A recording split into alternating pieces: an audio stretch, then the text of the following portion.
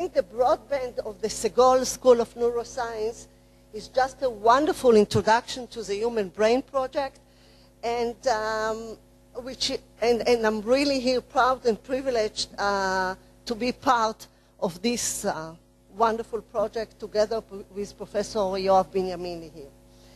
There are very few for whom the following two phrases can be relevant. I have a dream, and yes, we can. Professor Henry Markram accomplished both of them. He never gave up on his dream from the Weizmann Institute and maybe even earlier at South Africa. And till he established the Brain Mind Institute and EPFL, and then the Blue Brain Project Initiative, and now the Human Brain Project that Henry nurtured, maybe dreamed, like the other project, from birth until we won.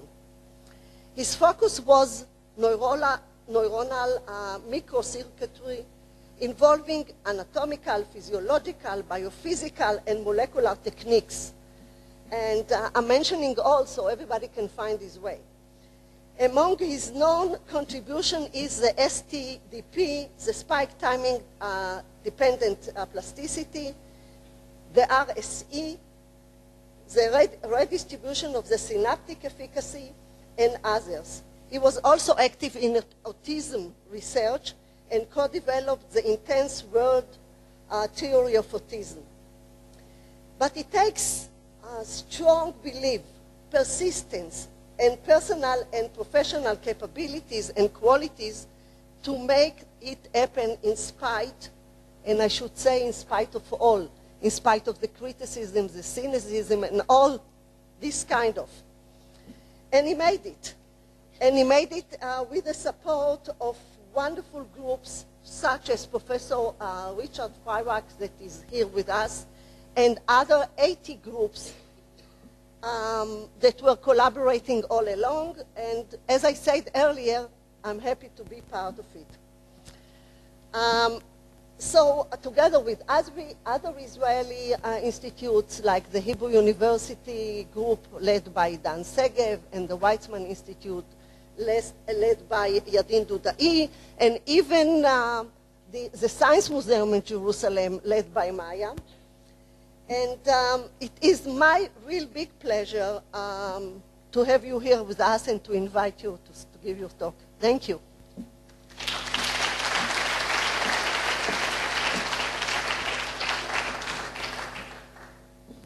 Oh, thank you. תודה רבה. זה מאוד מאוד נעים להיות פה. But I'm going to speak in English, even though I was 12 years in Israel. I'm 11 years in Switzerland, and I still don't speak French, so I don't know how long that's going to take. It's a special honor to be here and to give this lecture in the Sami Sagol's initiative, because I really strongly believe that as scientists we have to question what we compete on. And there's a lot of things to compete on. And if we compete on little things, we waste a lot of time. We should really focus and isolate the pre-competitive areas. And in Israel especially, there is, in Israel especially, there is a lot of pre-competitive things that we should do, where competition destroys synergy. And we should focus on building that common ground within universities, across universities. And in Israel, if that can be achieved, I believe that it would take this to a completely new level. So that's just a comment about competition and pre-competition, and I think that you'll see that the spirit of the Human Brain Project is really about building a pre-competitive platform. And one shouldn't take it personally, but if we analyze the research we do, you probably may conclude that a lot of what you're doing is in the pre-competitive range, and what we should really be competing on are on the very big questions. So before I begin, I'd like to ask, how many believe that it's possible to understand the human brain, in the next 10 years? Let's say to a point before consciousness. Let's leave consciousness out of it. How many believe we're going to understand the human brain and understand, basic mechanisms of emotions and decision making and where it goes? How many? Hands. That's a big question, okay? Both, okay? How many believe? We have 1 hand, 2 hands, 3. Okay, so most people don't believe it. Well, the first, I don't blame you. The first problem is, that's the wrong question. That's an irrelevant question. The only question we should ask is, what is it going to take to understand the human brain in the next 10 years? That's the question that you absolutely have to focus on, and no other question. Okay? So, it is a big problem, and if you want to ask that question, what is it going to take to understand the human brain, you actually have to look at the problem. You have to look at the problem not only in the scale of the challenge, of understanding how we do all these amazing things, how the brain goes wrong in about 600 different ways. We have to look at it, how we're doing the research. How are we going about the problem? And we have to look at the techniques that we have. We have to look at whether there aren't new ways that we can approach this problem. And then, even if there are dreams or hypothetical, you can say, just hypothetically, what would we have to do to understand the brain? So this is more or less what we did to try to come up with the Human Brain Project. And I'm going to talk mostly about understanding and what we have to do to understand the human brain, and Richard is going to focus on what it's going to take to understand brain diseases. So there are problems. Let's look at the problems. The first problem is, in reality, if you analyze the situation, we have pretty much failed to translate our knowledge of the brain into a benefit for society. That may come to shock to you, but we have failed. We have failed. I think that I'm too tall for this microphone, so I speak very much closer to it.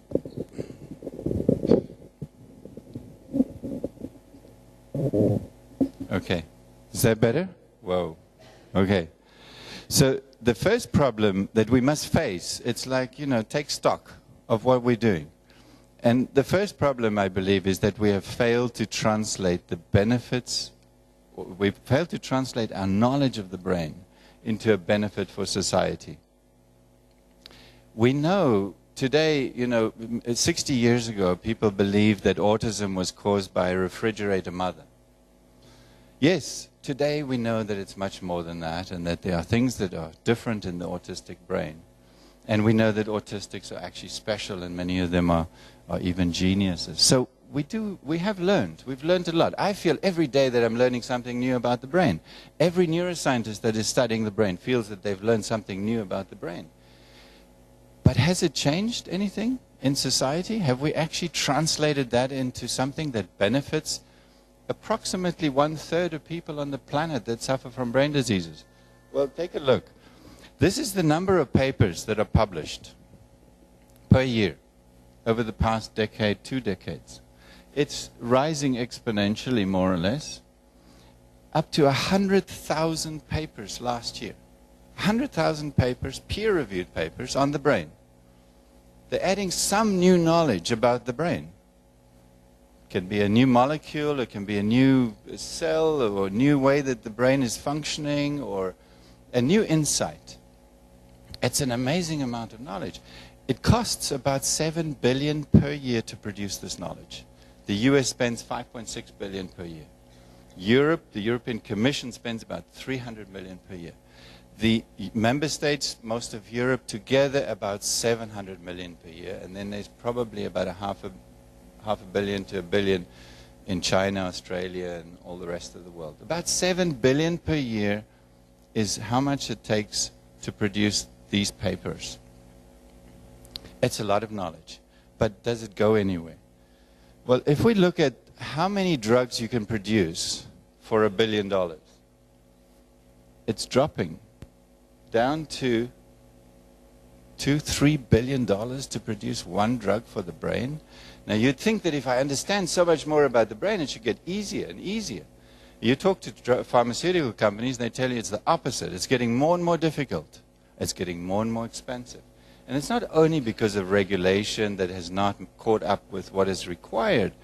It is because the problem does get more and more difficult as we understand more and more about the brain.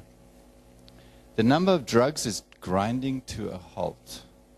Last year, 5 drugs, most of them on multiple sclerosis, not on the brain. Psychiatric drugs, no more. They're reverting to old drugs that work on a very high level, more of a sledgehammer type of approach. The consequence is most pharmaceutical companies are pulling out. They're shutting down their neuroscience. Now, at a time when massive increase in growth of knowledge of the brain, neuroscience institutes that are in pharmaceutical companies are closing shop. GlaxoSmithKline, Merck, Serona, Novartis. Together in Europe, they were investing $4 billion per year in the brain. All that investment is gone. Okay, so we do face an interesting problem. We are learning more about the brain, but somehow it's getting more and more difficult to understand it. We are not translating that knowledge. So what's wrong? Well, we think that there is a solution, and the solution is that we need to change mode. We have to do a phase shift, like in physics. We have to do a phase shift in how we do neuroscience. And the reason why and we're not saying that the way we're doing it is wrong. We're just saying that there's something missing. And what's missing is a phase shift in neuroscience. It's in the culture. How do we actually go about neuroscience? We do it competitive, individualistic. I study my molecule. I don't show you my molecule. You study your molecule. And we have literally fragments of knowledge about the brain scattered everywhere with huge walls that are very difficult to bring this knowledge together. And as long as we do that, we're just never going to. We could get 1 million papers per year. I don't believe we're going to get to an integrated view of how the brain works. The brain is complicated. Yes, of course. It's got probably 1 billion proteins inside us, every single neuron, and there are 100 billion neurons, and there are 1,000 trillion synapses, and there's probably in one neuron something in the order of a few million interactions happening every 20 microseconds. It is complicated, and there are scientists studying this at every level, at the genetic level, at the cognitive level. They may form collaborative teams, but they don't understand each other's work. So we don't have a way of putting all this knowledge and expertise together. And so what we're saying is that the first and foremost things is we need much more than collaboration. We need teamwork. Now, if you have a team, you have to give a team a task. You have to say, do X. Okay, and it doesn't help just to, let's have a team on a question, but it's got to be something that will unify every single scientist that is related to the brain, give them a challenge. The second problem that we have to face, which may also surprise most neuroscientists because they may not have done the calculation. Mapping the human brain is impossible experimentally. It is not the same as the human genome. There are not 3 billion base pairs that you just have to get a good machine that will sequence them. We cannot map the human brain that way, and I'll prove it to you if you do just one calculation. These are neurons. There are 55 different types of neurons in the neocortex.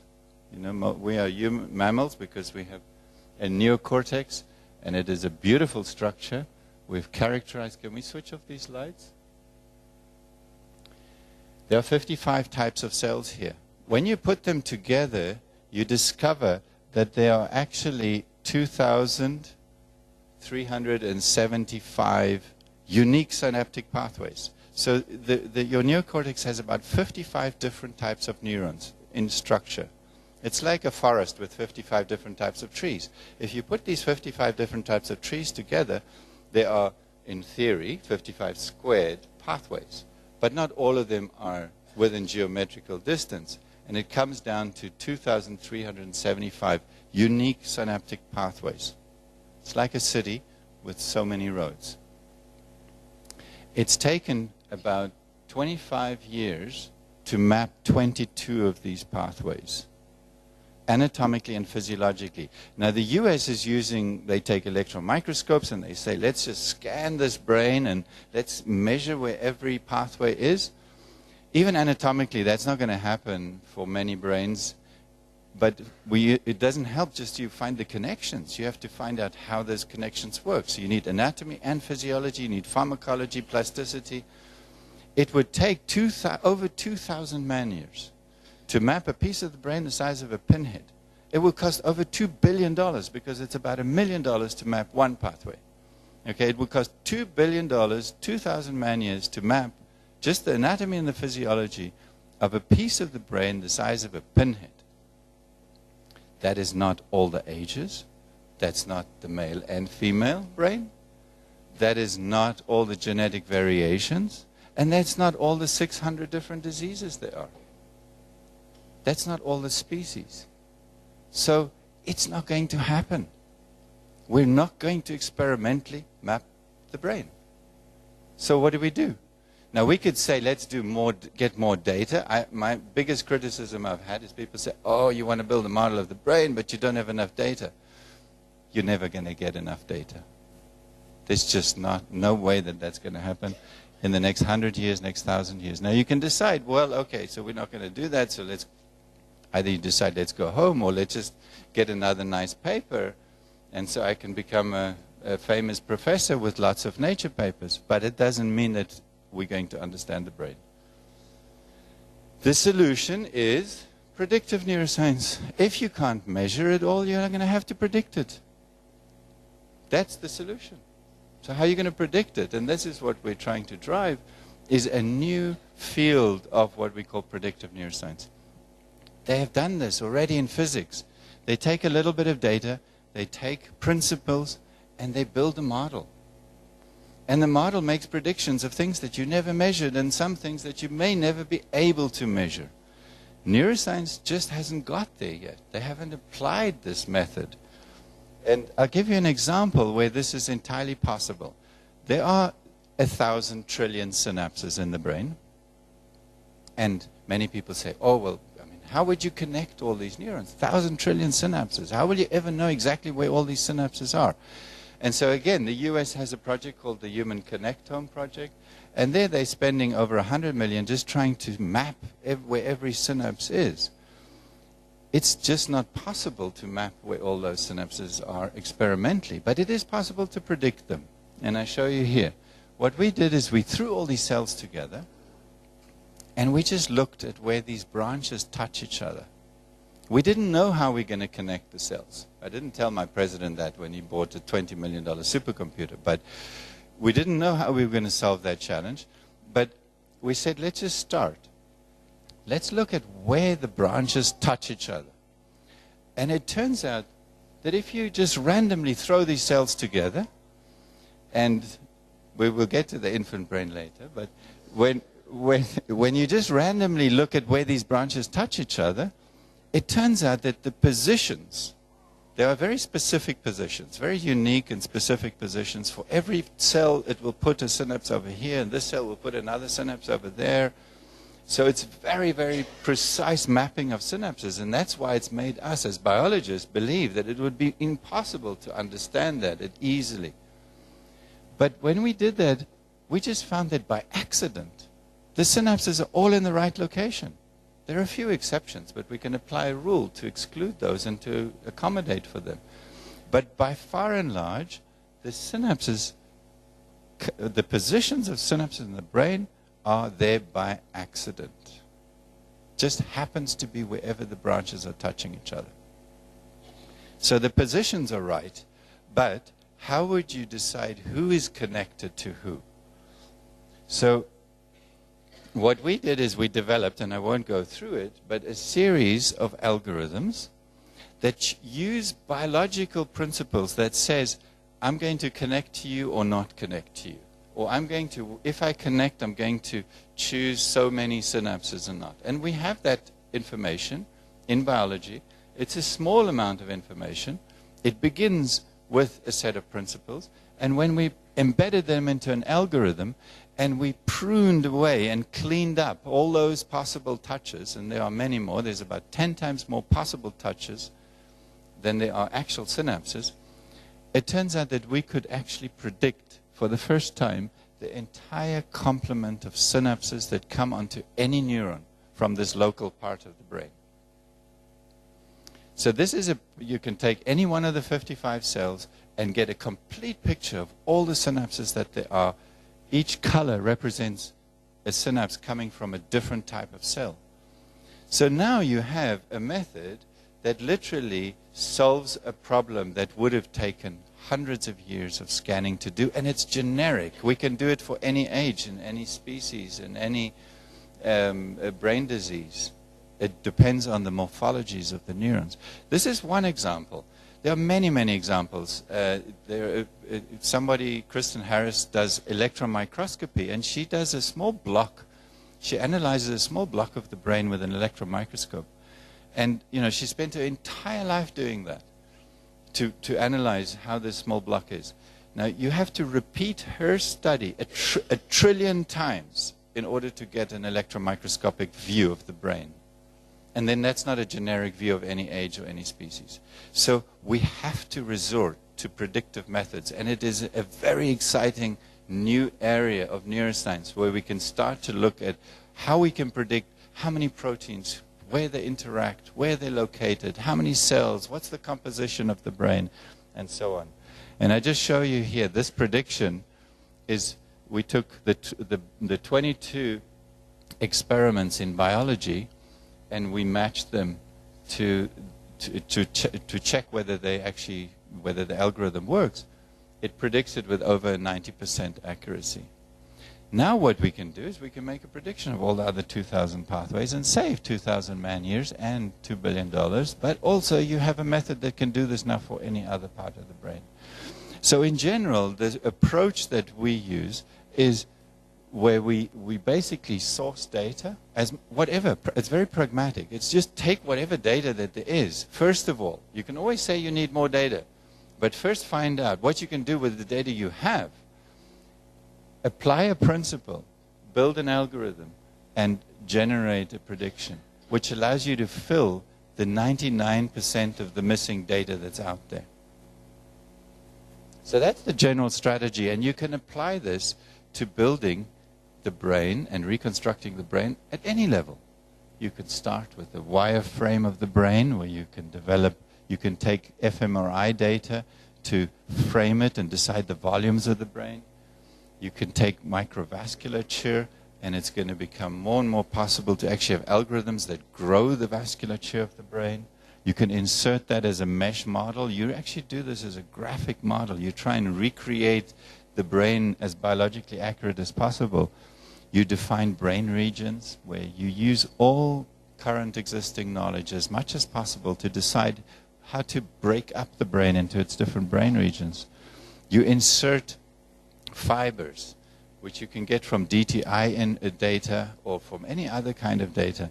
And the reason why I'm optimistic that it's possible to connect any neuron in the brain is because we discovered one extremely simple rule. A neuron does not project to another neuron. It projects to a region in the brain. It is the neurons that are sitting there that see all these fibers flying by them that decide to choose the fibers that they want to connect with. This makes it very easy because essentially once you've got all your neurons and you grow all your fibers in a way that they'd match this kind of data, you then turn on a selection by every neuron to choose its fibers. And you apply biological rules to do that. And that's more or less what we did at the local circuit, but we believe we can extend that to the whole brain. You then break it up into how the cells are organized. They're organized in layers, they're organized in nuclei, in little groups and clustered, and you can take as much data as you can get about that. And if you don't know, for the time being, you make a black box and you wait, and that is data that is going to be needed in the future. You distribute cells, and I won't be able to go into it, but we developed a very simple, it's almost linear algebra method, where you could actually derive the cellular composition of the entire brain. You need 2 data sets. You need global map atlases of where genes are expressed. And you need what we call the single-cell transcriptome, which is how many genetic cell types there are in the brain. And then it's a problem. It's a mathematical problem where you take your brain, you throw in 100 billion neurons, and you find the distribution that will reproduce the 20,000 atlases or so that tell you where 20,000 different genes are. If you do that, you can actually come up with an algorithmic prediction of the full cellular composition of the brain. You can then grow the local fibers, which is what we're doing. We synthesize the local morphologies of every type of neuron. In the future, we'll do that based on information of the genes. The genes will tell us what's the shape of that cell. And we'll grow that cell. And the genes will tell us where the fibers are going to go. And we'll grow those fibers. And then you turn on selection rules and you'll be able to connect them. This is the growing the cells. You can form the connections. We actually call it a neuronal addressing system. In the end, every neuron has to make a decision how many neurons it's going to connect to. And it's an addressing system. And you collapse that problem down to an addressing system, and you find out what kind of constraints you can help to turn that into a meaningful addressing system that will reproduce all the data, the fragments of data that are out there. You turn on the connector so that you can decide where your synapses are located. You add your glial, which is the non-neuronal elements. You add you've got your microvasculature. You can even grow the brain at an electron microscopic level where you will be able to have models that will, when you do electron microscopy, will look like a piece of brain tissue. We are building algorithms that actually grow the organelles inside, the endoplasmic reticula, the mitochondria, the ribosomes. Distribute your proteins. In the end, when you want to load a neuron up with proteins, you have to ask, where do you want to go? How many of you? Who are you going to interact with? The number of questions you have to ask actually are not that, it's not infinite number of questions. So when you collapse that problem into something very fundamental, then you can start looking for data and principles that allow you to position every protein in every cell. The biochemical network, yes, it looks scary, but in the end, every biomolecule has to make a decision. What's its concentration? Who does it interact with? And then there are ways that you can turn these using applied mathematical methods to allow proteins to interact, to allow neurons to interact, to allow synapses to function. And a lot of the mathematics for this is already there. It has to be refined and perfected and used, but you can turn these on so that every neuron will become an electrical generator. It will have chemical interactions. You can even simulate gene expression, protein translation, moving proteins, and capture cell biology.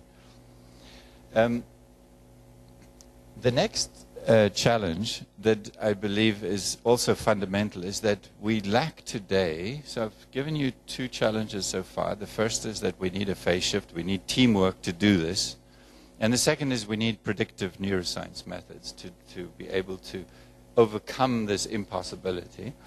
And the third is what we're missing is, in terms of data, is we actually don't know how to translate our knowledge from animals that we obtain in animals into humans.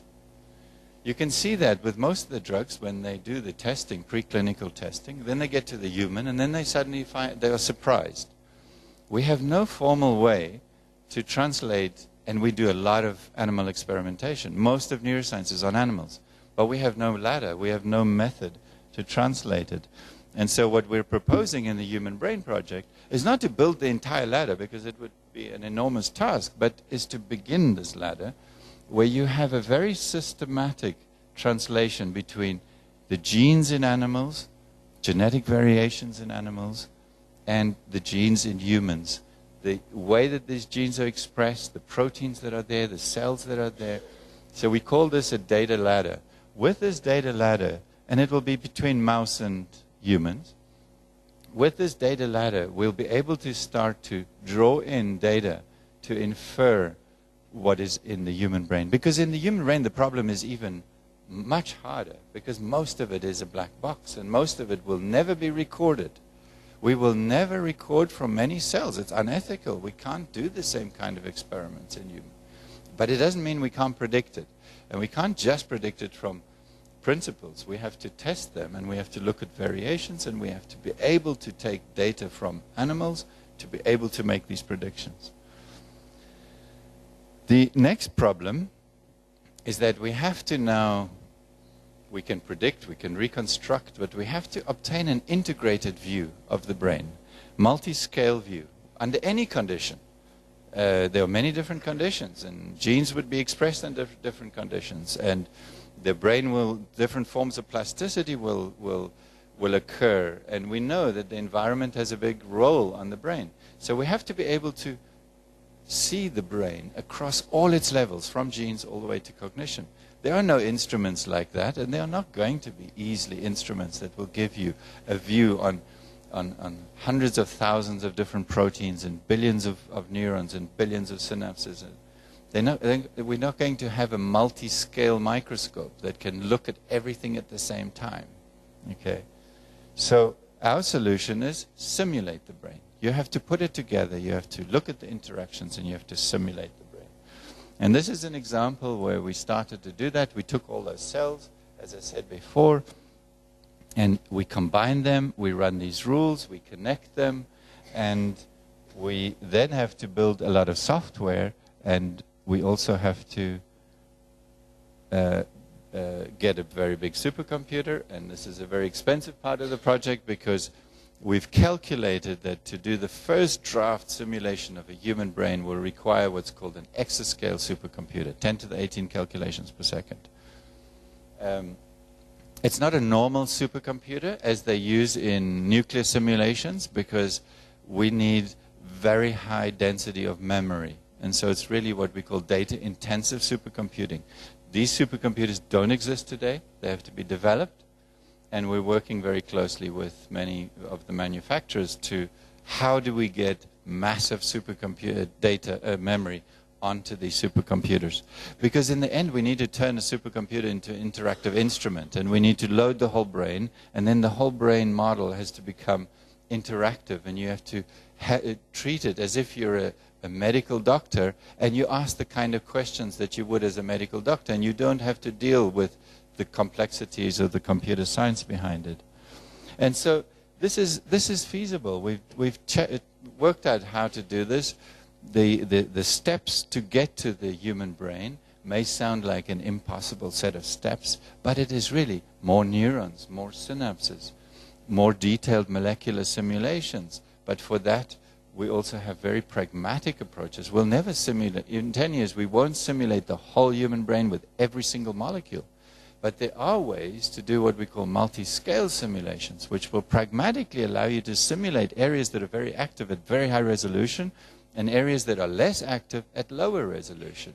And so you can pragmatically have a simulation that will do it as much as the technology allows you to do it. And if the technology gets better, you can zoom and see it at a greater level of detail.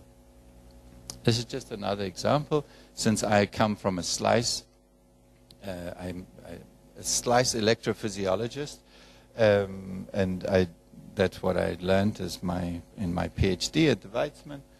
So, of course, for me it was to recreate a little piece of the tissue, which is a brain slice. And here what we did is we arranged the tissue, and I'm just showing that to illustrate that this is generic. It's not about building a model. It's about building a strategy, how you build models. And you can arrange these cells. If you're in another brain region and it has a different shape, you put the shape in, you distribute your cells, you connect them, and so you actually can use the same strategies that we developed to build any brain region.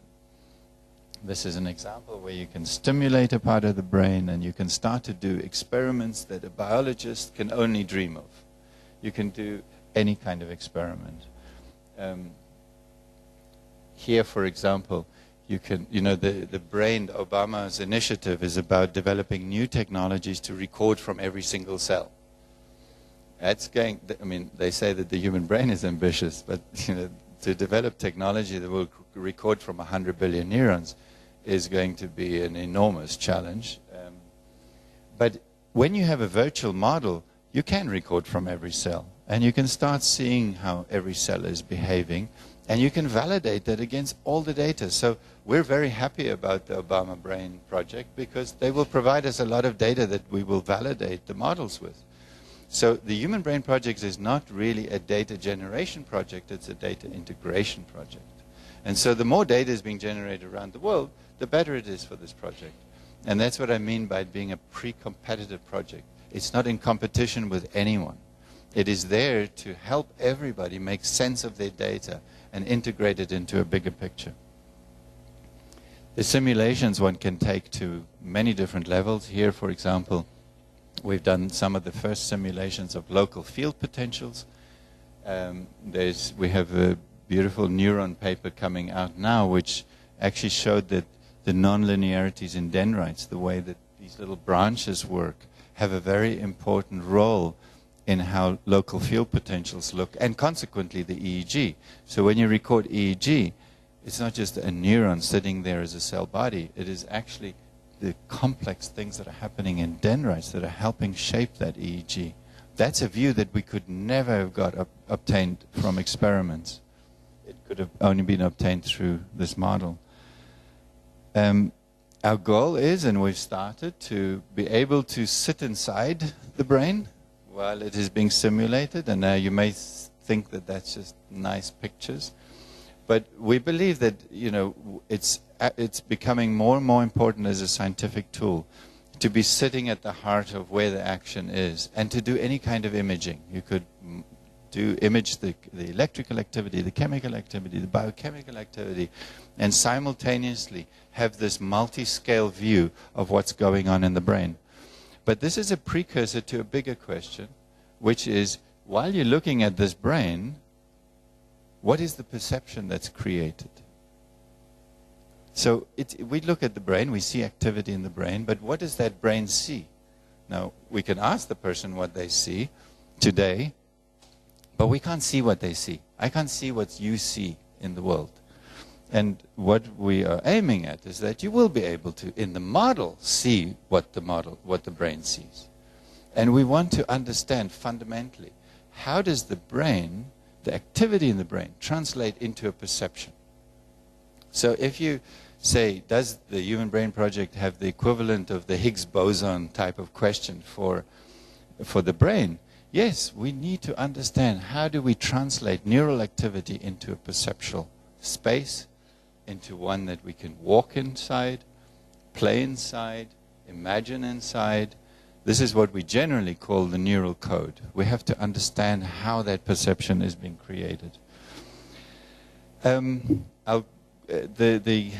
When we go to diseases, we have another problem, and Richard is going to talk a lot more about that, but we are stuck in what we call symptom-based subjective classification of the brain. What is the solution? Well, biological-based objective classification of the brain. It's almost trivial when you look at the issue as to what it is that you have to do to solve this problem. But how do you get to biological-based classification of the brain? Well, ultimately, we have a tradition in neuroscience. You're seeing different diseases fly in here. They are unconnected because we don't know how to connect the diseases. There are 600, more or less, brain diseases, but we don't know how to connect them. We don't know how they're related to each other. We don't know how different autism is from schizophrenia. We don't have a mathematical way or rule-based way to say how different they are. And what happens is that a congressman funds and starts a new program on autism, and another one says, let's do Alzheimer's. there is no approach that looks and says, how are all these diseases related to each other? And here what you're seeing emerging is the only current knowledge of the common genes that they have. And you can see that this is now, there's clustered. We don't know how to cluster all these other diseases.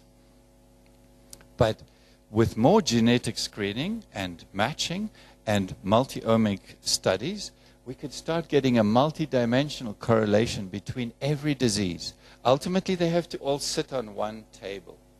And Richard is going to talk more about that and how that will allow us to do objective classification of brain diseases, where we can learn from any disease by studying any other disease.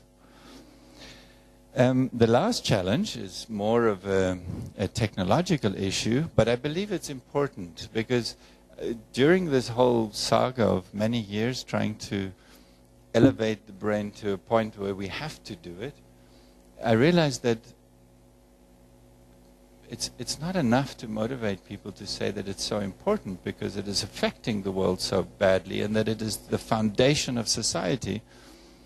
It actually worked better to say it's not just important, it is an opportunity for people to make money. Okay, and then that actually worked. It worked on many levels. It worked with the European Commission. This is a grant done through ICT. It is a technology project. It is a project that has a goal of saying, this is an amazing amount of money that can be made if you can understand the brain. And if you could understand how it computes, how it stores information, how it transmits information, how does it process information, and if we can develop technologies inspired by the brain, then, you know, this would be extremely important for the economy of the future Europe. And that actually is one of the key reasons, which I find a little bit sad, that that's why we elevate this human brain project and say, let's do that. But nevertheless, we do that, and we have developed a pipeline how we will be able to systematically translate knowledge of the brain into technology. Here what you're seeing is a brain model where you can have a motor output onto some kind of virtual environment with a little ball in this case, but it could become a mouse running around in a water maze in the future. And then you can have a sensory output. These models already, even we actually using here a simplified model, they already can do some incredibly powerful things, and they can already learn to drive cars, and we're expanding the applications into many things. But the point that I want to illustrate here is that the way you develop technology from the brain is you teach it to do what you want it to do. And then you simplify it, and then you print it onto a silicon chip. It's just a pipeline, and we're developing a button called Export to Neuromorphic, which essentially will allow you to build whatever technology. If you want a technology to help you do object recognition or spatial recognition or speech recognition or a new storage device, you teach the brain to do it. The brain builds a model for itself how to do it. And then you export it, print it onto a chip. So this is the target that we're establishing. And just the last point that I believe is also an extremely important challenge that we face when it comes to understanding the brain is that just imagine if one went to an island and one built this model of the brain and came back to society and said, here it is. That's just not the way that it's going to benefit society. So we actually take it extremely seriously to try to take society on this voyage with us. And we in fact got a donation of 100 million from Rolex, the watch company, as well as others, to build in Lausanne the first building for virtual biology. This is a building where it will be about a third of the space is there for the public to be able to walk in almost at any time and see how this is happening, to see the progress, to participate in the knowledge that is being generated about how the brain is structured, functions, where it can go wrong in different diseases, how you can develop technologies from it. We will have links to science museums all around the world. In fact, this has been driven by the Israel Science Museum, and where you will actually be able to go into the local science museum and see the progress about what we're making in terms of understanding the brain and its diseases and technology. So we're very grateful that Europe has taken this step. It is an open project in many respects. In the beginning, we have to start as small teams. Tel Aviv University is one of these teams, so we're very happy about that. Of course, also Weizmann, also the Hebrew University. And we want to expand this global participation in making the Human Brain Project a reality in 10 years. Now, before I end, I don't have much hopes, but does anybody believe that we could actually understand the brain in 10 years? Well, there's maybe 2 more hands. Okay. Thank you very much for your attention.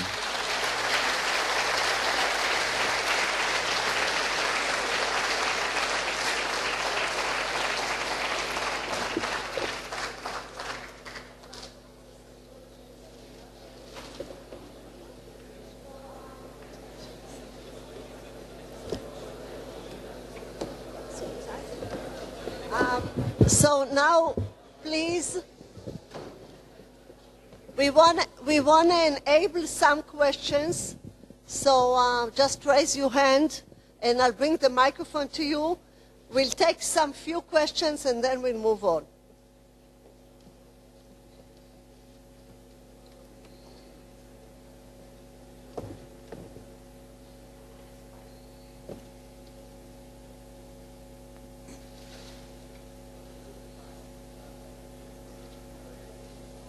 Can't hear. It's not on. It's not on.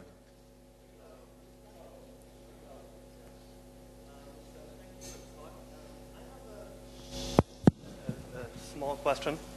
So you mentioned the intense collaboration between different scientists, biologists, computational neuroscience, etc., etc. One thing you didn't mention that I wanted to hear your opinion about is well, philosophers, I have to say. I myself am a philosopher, and it seems to me one of the central questions that came throughout the talk is dealing with something that philosophers of science are dealing with. You know, thinking about how different explanations, different levels of explanations of the same system are supposed to link together, how to integrate these different, and whether it's even possible, you know, to link explanations at the cognitive psychological level with explanations at the cellular level, and what kinds of, well, how to obtain some kind of how to overcome some kind of integration challenge that runs throughout the whole story. So I was wondering your opinion about that. Thank you. Yeah, it's a very interesting and important question. We hope that we'll provide more substance and more of a framework for philosophy. And in fact, we have a specific sub-project that is on ethics and society. And this sub-project has teams of philosophers that are also going to be looking at this ethics division is much more about, it's what we call the foresight labs, where they look at what we're doing and the implications. And they have a real control on the project, because we really believe that this project shouldn't just be done because scientists say it should be done. It needs to be done because the public wants it to be done. And so philosophers will have a very important role in looking at what we're doing, but also trying to see how they can take a more concrete set of or framework of knowledge and come up with a more unified philosophy of the brain. So this is also part of the project, and we welcome if you are interested in participating, and there will be many more opportunities during these 10 years to participate in philosophy. Thank you. Henry, hi. You talked a lot about the connection between neurons and the synapses, etc., but you kind of glossed over the neural code. And I believe the neural code is the key issue. And unfortunately, after 60 years of studies, we still disagree of what it is that a single neuron is transmitting to the next layer, let alone two neurons transmitting about binding between two parts of a stimuli, etc. So I believe this is a crucial issue, and I'm wondering what you think about that. Absolutely. I just think that, what we need to do, of course, every neuroscientist, if you ask them what's the most important question, you're going to get a different reaction. And for some, the neural code is very important. Other people are so busy working inside it that understanding a molecular interaction is important. What we want to do is to get the pieces together so that these kinds of questions become more tractable. I think that while we have this huge blind spot on most of what is happening in the brain, for us to ask a question about the neural code is wishful thinking. We need to get more concrete about what is actually going in there and how things are being put together, and we need to simulate it so that we can actually see these interactions happening across the scales. We are missing in all neural code studies. They choose, may look at fMRI, and then they come up with sort of a Bayesian network, which is fantastic. It shows you how brain regions are interacting, extremely important. You have somebody that looks at many neurons firing, and they try and look at electrical patterns, and they say, whoa, is there some code in that electrical pattern? And then you have other people looking at biochemical networks, and they say, well, if there's some synchronization in biochemical networks across neurons, it means something.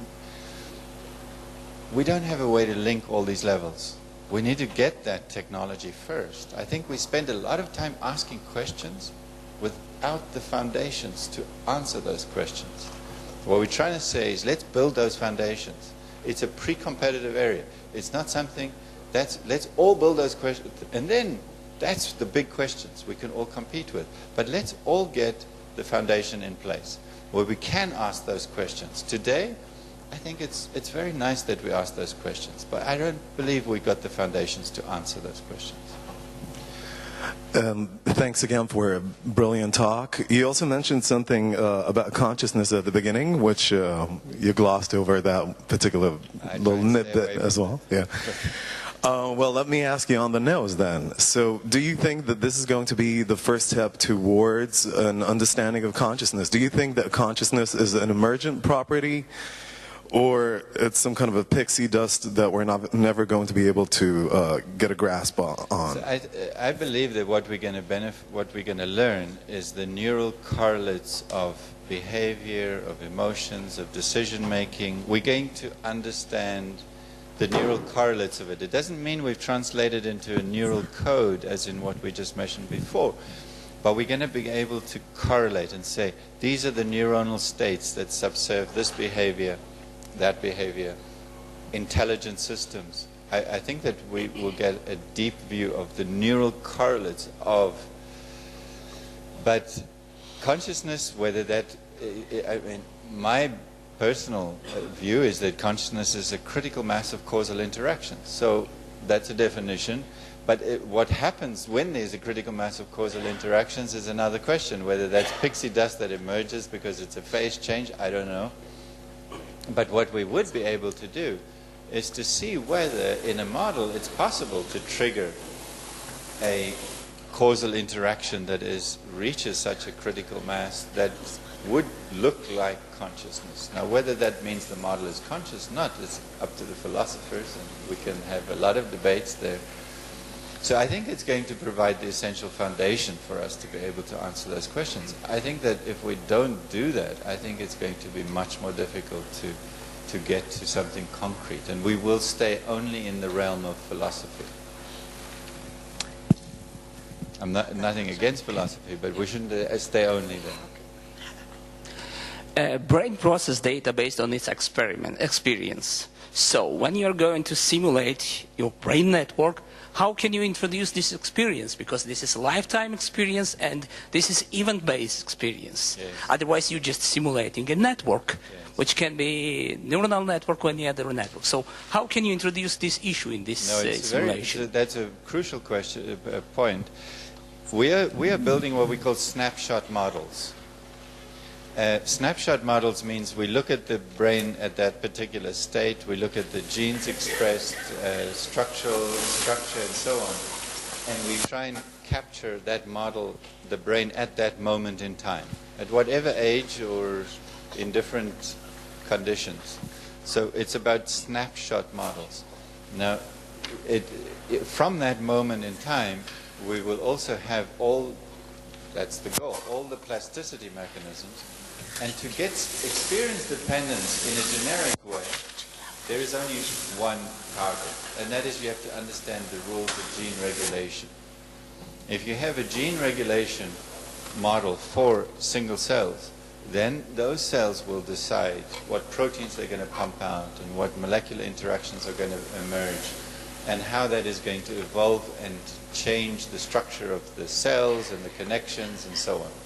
So you have to go down to a generic solution because experience is essentially infinitely different.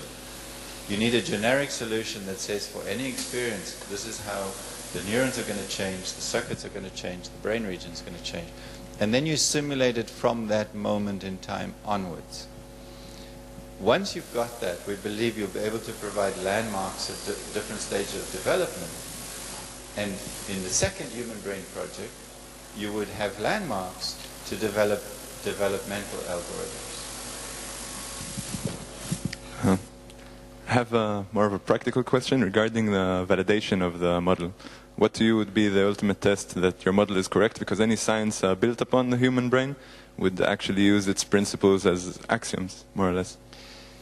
It's an important question, but it's a wrong question because it's not about what data will validate the model.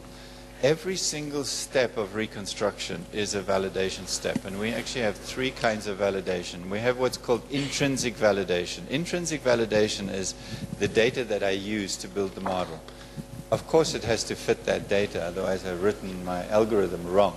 So we call that intrinsic validation. Then we have extrinsic validation, which is all the other data that's out there in the world that could be possibly relevant to that. And most of that is emergent properties. For example, the point is that you've got to be extremely careful what you measure in the brain. You could be wasting your time because it could be an emergent property. And if it's an emergent property, you should be measuring something much more fundamental. And in the case of the connectome, it's that. If you go and map out synapses, that's an emergent property. What you need to map out are the rules of selection.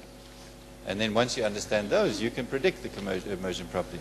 So it's basically using the next layer of emergent properties to help validate the model. And then you have predictions, and those predictions point to you what are the most important experiments that you could do to validate the model further. So validation is at every single step of the reconstruction and the simulation process. Here. How do you practically going to gain again the collaboration of pharmaceutical companies in order to create new medicines, and also people that would agree to try them all? I think I'll leave that for Richard to address, but we take that issue very seriously and we're going to address it. But Richard is the guy that is making sure that that all happens, and he has the vision for that. Richard is... Come down. I just want to mention one thing. There are few neurologists in the world that have reached the level of vision about brain diseases as Richard Prokowiak, and I'm extremely honored that we are working on this project together. So, Richard.